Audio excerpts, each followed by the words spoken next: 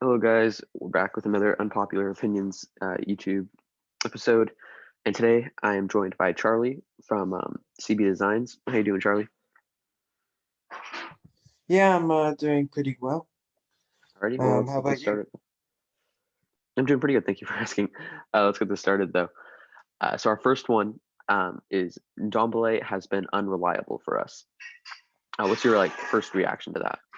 Well, this is very controversial, Hmm. but I mean, he's definitely not been unreliable. But at the same time, this opinion has got a point when you look at the. I mean, no, I definitely don't agree with this opinion, but I can see, I think um, inconsistent is a better word. yeah, inconsistent would be a better word. But it's just if you look at the number of goal contributions, like like the consistency of his goal contributions, you can somehow agree with this opinion, but I wouldn't use the word unreliable. Definitely, he's Yeah, I been one think of the players this I season. think moving back to that number 8 position really hampered. Oh shoot, I'm so sorry. Going back. I think kind of hampered his influence on the game, and I feel like ever since he's moved back into that sort of CDM role, we've noticed him less and less. And I mean, at the beginning of the season, it was like every game we were talking about what a skillful player he was and how well he was doing. And I'm interested next season to see if once we have if Skip plays in that deeper role alongside Hoybier, and then we can see Domblay further up again because I think that really is his best position as an I, attacking mid. I still don't understand. Maybe, I mean, Mason won't be our manager for very long from all these reports about Hmm. us getting a new manager, but maybe I don't know if he's not big on Ndombele or something because it's criminal that he didn't get a single minute against City. But Yeah, I don't know. I agree. Maybe you never know. Maybe he had some sort of knock, or I don't know. Maybe because he was. I mean, he was pretty poor against Southampton, to be fair. So maybe that's why. I don't know. Yeah, But but yeah, he should have played. yeah, I Let's agree. move on. All right, moving on to the next one then. We should sell Sun to finance the rebuild, and that Oh, is this is controversial. yeah. This is Bodie's favorite opinion. Um, I think but for me, I wouldn't be totally against it. The two biggest concerns I have with it, though, one, I don't think Levy would want to sell Sun, given how Levy likes money, and Sun has brought in so many South Korean fans. So I don't know if Levy would want to sell someone who's such a big market, who's driving the market for Spurs right now in the biggest way. I think Sun's attracted the most fans to Tottenham. Um, and then on the other side, it worries me who we would replace him with because I mean our last 4 or 5 winger signings haven't gone to plan. I mean, Steven Bergvine, I love him, but he's not had the best year. Nkudu was a pretty big flop. Lucas Moura has been, I guess another inconsistent. He's been all right. Gareth Bale this season hasn't been great, so I would just be worried about who he would replace him with and how successful they would be. But what do you think? well, first I have to address that. I wouldn't say Bale hasn't been great this season because I mean he's scored like 11 goals in his last 11 starts. I mean, yeah. Mm-hmm. Um, Well, but yeah, depends how you look at that. But mm-hmm. going back to this opinion, the thing is, Son generates, I'm sure, more money than even Kane does for the club Mm-hmm. because basically he brings 12 million fans from Asia and South Korea to but literally some crazy number like that. And yeah, it would be a huge financial loss for us. But at the same Mm-hmm. time, I mean, the way I look at this is he's almost, I still can't believe he's almost 29. And as much as I don't Mm-hmm. want to, unless something big happens this summer and we start, getting back to what we used to be under Poch, I would just, I'm not saying I want him to leave, far from that, but for his own good, I mean, Mm-hmm. you saw his reaction after Carabao Cup final. He's almost 29. For his own good, I'd like, I wouldn't like him to leave, but I mean, I wouldn't be Mm-hmm. shocked if he did. Yeah, Um, yeah. and also, he It's hasn't, I also mean, he's go ahead, not go been on ahead. the best of form last Yeah, few months either. So I don't know. Hopefully his form will pick up, but I mean, if Hmm. it keeps going like that, you never know what's going to happen. Yeah, it's a He's a good point. fantastic player, though. Hmm. Another concern of mine with Son is how long it's taken for him to sign a new contract. 'Cause he still hasn't signed it as of Yeah, now, and there've been negotiations since I think September. So and makes me a little worried. I mean, they always said like Son loves the club and he definitely wants to stay. Why are the negotiations taking so long then? Yeah, exactly. Moving on to the next one then. Cameron Carter Vickers could be a cheap alternative at CV. And well, don't let Levy hear you say that because then he just won't sign someone over the summer. But he has played well I for Bournemouth this season. I'll give him I that. I mean, go ahead, go ahead. I actually don't mind him. Like I used to think he was really bad, but I mean, in pre-season he didn't have much to do. But from what I've Hmm. seen of him in the championship, he's definitely a decent player. Hmm. I mean, he could be like that kind of guy that, but we could give him a few cup games and see how it goes. Maybe you never know. He's Hmm. pretty quick. He's strong. You know, he's not.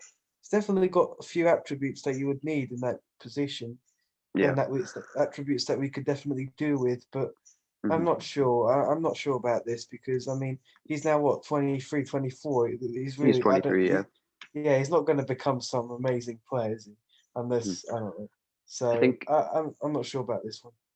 I think the biggest thing with Carter Vickers right now is that we already have like two young promising CVs in Joe Rodon and Yafa Tanganga. So I don't see like we don't have another spot for a young center back to like be coming through the ranks right now. Um, but I mean, maybe give him. It really depends on who comes back in charge. Because I mean, uh, if we hire a manager who wants us to play three at the back, maybe it wouldn't be a bad idea to have someone just like on the wings who has some experience in the championship. But on the other side, money's going to be tight this summer. So if we could get 4 or 5 million for him, I wouldn't say no. But Yeah, I yeah, agree with that. moving on to the next one then. If ENIC did leave, whoever replaced him would be worse. I think that's a tough Well, one to answer. I definitely don't agree with this. I mean, you can't really answer these kind of questions because I mean you can't see the future, but Hmm. this is definitely not true. I'd argue this for Levy. If Levy did leave, but ENIC stayed, then whoever would replace Levy, there's a chance they wouldn't do as well because Levy has got Hmm. the stadium. Levy has done some amazing stuff for the club. Don't get me wrong. It's just he hasn't backed the managers recently. But even look, he didn't back Poch, and that was a mistake. But then he managed to get a world-class manager as Jose, and it's not like he didn't back Jose. You see, this is the Well, thing. yeah, go ahead. Go ahead. We had an amazing summer transfer window, and one of the biggest reasons he sacked Jose wasn't even the club's position. It was the fact that he wasn't playing players like Bale and players like Ali. Bale, someone that Levy brought in for Jose, and if you're not going to play him, like that's a huge financial loss for the club as well. I mean, Mhm. Well, I we mean, could the see thing it. is it was reported that Mourinho didn't even want Bale, and that he would rather the money that we spent on Bale than go had gone towards signing a different center back. But I think I think the summer transfer window was good. I think as it was happening, we all got a little overexcited about it. But like the seven signings is a little bit. It makes it seem like we really backed Mourinho over the summer. But if you look at it, I mean, we signed Joe Hart as a free agent, Carlos Vinicius on a loan, Gareth Bale on a loan, and a championship center back. No, So, yeah. I'm not saying that he backed him, but what I'm trying to say is that we had a limited budget. We had just finished seventh in Europa mhm, League, so real and Corona heavily impacted us as well. So for a Corona impacted transfer window and for Jose's first summer transfer window, it wasn't that bad. So, mhm. I mean, we can't say that Levy hasn't didn't back Jose. So I wouldn't blame Levy for the. I mean, you know, I wouldn't attack Jose before the final. That was a mistake. But you never know. You never know what went on behind the scenes. But Yeah. I've defended Levy a lot recently, and I actually now want him out. But Mhm. at the same time, it would be interesting to see what happens when the fans come back to the stadium. But if Yeah. ENIC did leave, I mean, we can't do much worse than Joe Lewis, he literally doesn't care about the club. He's just on his yacht. He does nothing for the club, literally Yeah. nothing. So really, I don't think we can do much worse. Yeah, I agree with that. On to the next then. Allegri is better than Ten Hag. Well, this was before Ten Hag signed that contract extension. So like these were the main two candidates, or at least we thought they were.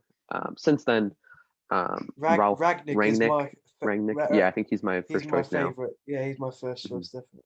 But I mean, there hasn't been a lot of Allegri rumors recently, which is interesting. Well, So I mean, go ahead. Allegri is definitely one of the most overrated managers I've ever seen in my life.